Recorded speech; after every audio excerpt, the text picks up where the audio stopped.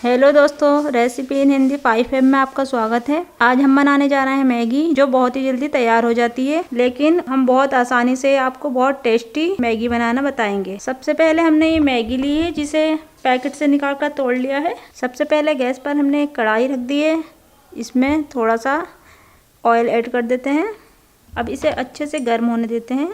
तेल हमारा गर्म हो चुका है। अब हमने छोटे साइज का प्याज जो आधा काटा है इसमें डाल देते हैं और इसे फ्राई करना है।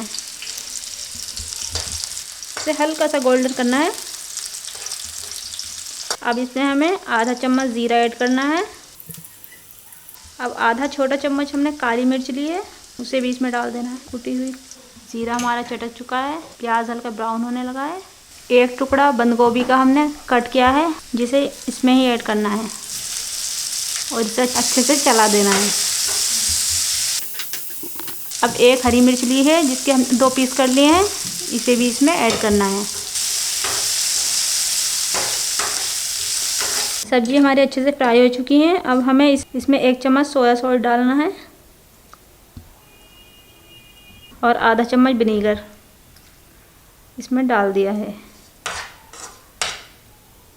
अब इसे अच्छे से चला देते हैं। अब इसमें 2 गिलास पानी ऐड करना है।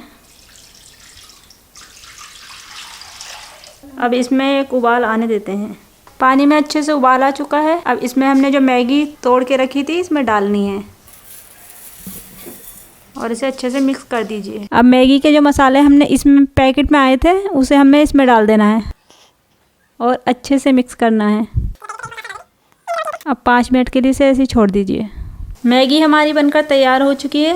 अब हम गैस को यहीं ऑफ कर देते हैं। अब हम इसे सर्व करेंगे। देखिए दोस्तों, हमारी मैगी बनकर तैयार हो चुकी है।